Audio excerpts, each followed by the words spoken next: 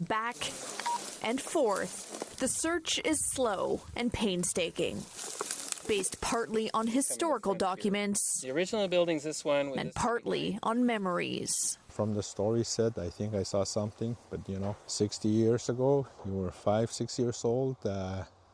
You're not certain, but we just want to be sure. These are the sites of 2 former residential schools in Fort George near James Bay, where ground-penetrating radar, or GPR, is searching for traces of a troubling history. According to records from the National Center for Truth and Reconciliation and from hospitals, there were between 30 and 40 deaths among students, mostly attributed to illnesses. But the location of those bodies is unknown. These searches are also investigating stories of abuse.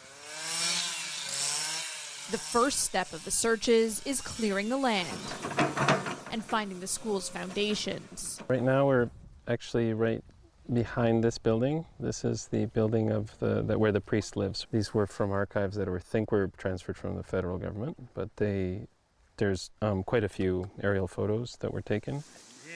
Archaeologists make a grid so that finally this team from the Université de Montréal, led by Adrian Burke, can run a GPR machine to get a look below the surface. And basically it's measuring 2 things. It's measuring the time that it takes to go down and come back, but also the speed. And if the wave goes down through the ground and hits a big rock or a pipe, like a metal pipe in the ground, that'll usually bounce back and we can see it. Human remain detection dogs were brought in last year and identified a few areas where archaeologists should focus. But while GPR works well on solid objects like pipes and rubble, finding bones is much more difficult. The Cree Nation and community of Chisasibi decided to go ahead with the searches in 2022. It was a first in Quebec and received federal funding of about $250,000. The decision, though, was contentious, with some former students opposed to digging up the past. Those were hard meetings.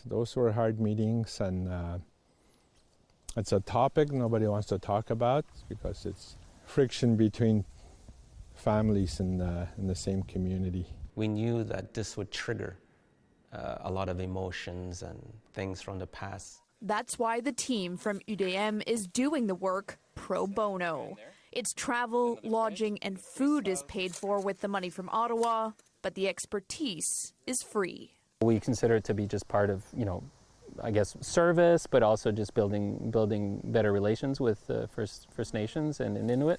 On top of giving their time, they're offering training, so people like John Lameboy, who used to attend the residential school, can lead the searches in the future. The data is taken back south to create a 3D model of what's underground. So far, the team says it hasn't found any remains in the areas they've searched, but the grounds are vast. And while there's still decisions to be taken by the community about how much more to look, the money from Ottawa is running out. They stopped it March 31st, but we had funds available from last year, so we're going to use those. And following that, I don't know. We'll have to find other sources. It also comes at a time when the funding and the need for searches at all has been questioned by critics. A lot of people don't understand why just give them money, throw the money at them, that there's a history behind that.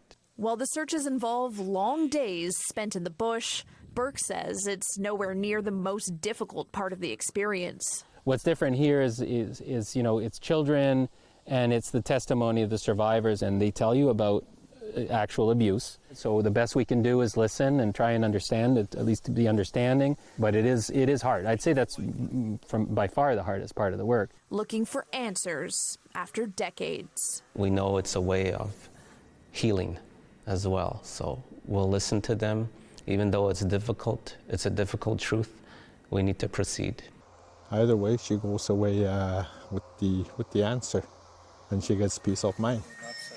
The hope is for former students, these searches can put some lingering questions to rest.